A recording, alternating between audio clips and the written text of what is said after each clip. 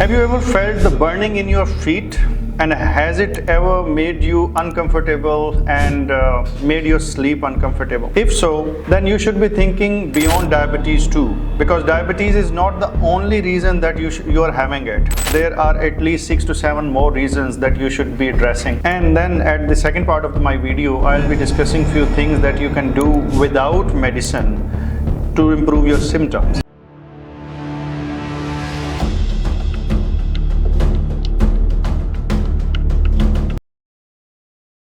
There are 460 million people in the world who are having the features of this neuropathy, this burning due to diabetes mellitus.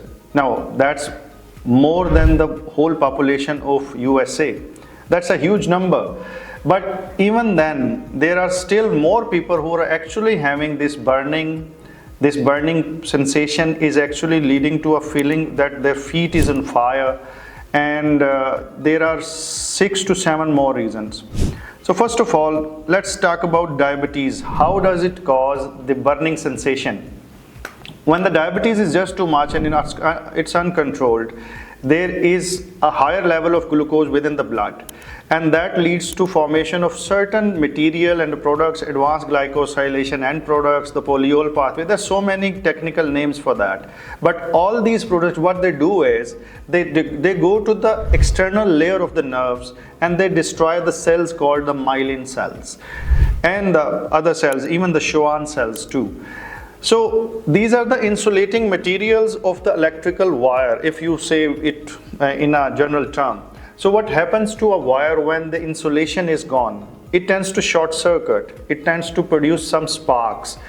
Same happens within the body in the nerves. When there is short circuiting of the nerve, that leads to a burning sensation. That leads to a pricking sensation. Actually, there isn't any noxious stimulation of the soles and the feet, but even then there is a feeling to the brain, and it is being communicated through that nerve because of the faulty insulation, that there is a burning and pricking sensation. The best solution for that is you need to control your diabetes mellitus, and this is the first thing. There are a few more things that you can do, and your physician will be able to advise you a couple of medications for that. I'll focus on few more things that can cause the similar symptom of burning, but actually diabetes isn't the cause that. The first of them is vitamin B12 deficiency. If there is vitamin B12 deficiency, that will lead to a similar symptom: burning soles, pricking sensation, numbness, and uncomfortable nights. And the patient is sometimes so uncomfortable that he or she finds it hard even to sleep for a couple of hours. So they need some treatment. And how to treat that, I'll discuss that in the final section of this video. The next thing is, if there is a thyroid disorder, either the thyroid is just too low and you are on thyroxine. On the other hand, if the thyroid is just too much and you are hyperthyroid, in both these cases, there are chances that you'll feel something like burning sensations in your feet and even in the hands. Then come the third part, which is usually very common, and it's the alcohol use. If you use alcohol too much, that causes your nerve damage in more than one ways. One of the obvious ways is when you're taking too much of alcohol, there is lack of nutritional input in the body. Most of the appetite is being filled by the alcohol, and there isn't any sufficient nutritive material that you are taking in. So that leads to a lack of vitamin B12 and other vitamins, which leads to weak nerves and weak insulating material on the periphery of the nerves, and that leads to burning sensations. Along with that, the next big thing that is causing these neuropathic pains is chemotherapy. If, God forbid, you have some cancer, in that case, the chemotherapeutic drugs, they work very well for the cancer, but unfortunately they do have some side effects.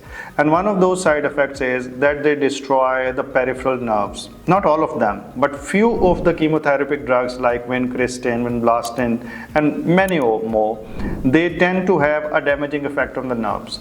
So if you're using them, although you are a diabetic, but you should be paying some attention to this, and your physician should be reported that I am feeling so many symptoms and I'm taking that drug.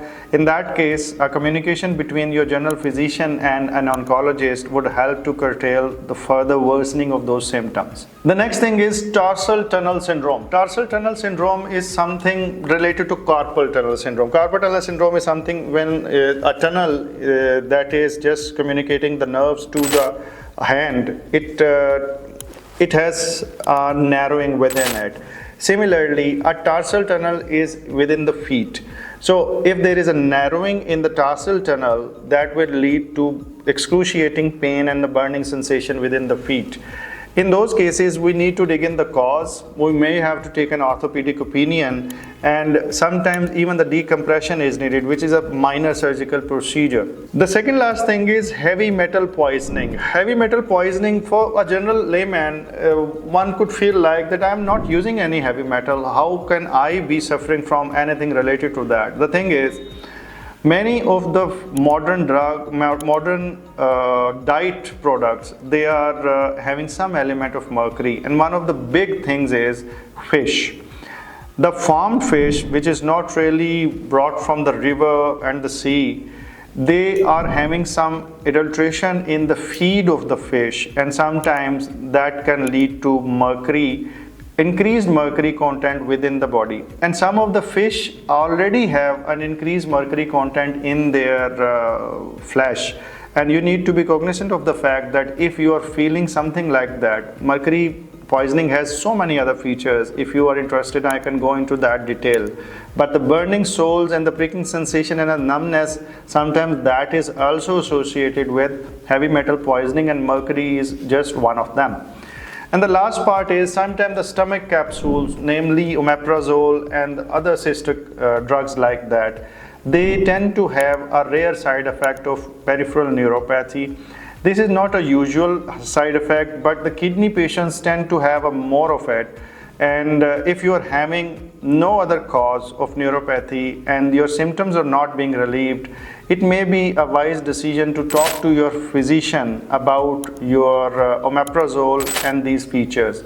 And only your physician will take care, and he or she will take the decision. You are not supposed to start or stop any drug. Now, that brings me to the second part of the video, that let's suppose if you have these neuropathic features and you are able to diagnose it, but you don't like to take medicine, or the doctor has said that you should not be taking medicine for any reason. In that case, the things that you can do is, one of those things is Epsom salt bath, and it's called the foot soak too.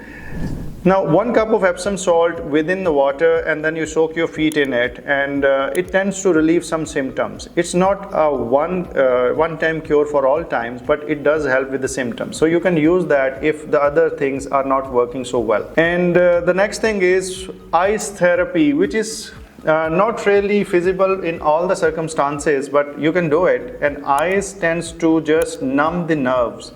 And it's not that uncomfortable in a diabetic patients, because the patients of diabetes who are having severe neuropathy, they are not feeling the pain even if there is a pin prick or a nail prick. So the ice therapy tends to just numb the nerves and reduce the symptoms. In addition to it, you can use a capsidol or a capsaicin extract cream too. That causes a pricking sensation, but ultimately the nerves tend to go numb, and there is a reduced feeling of burning sensation. And on a similar concept, another thing is aloe vera extract cream.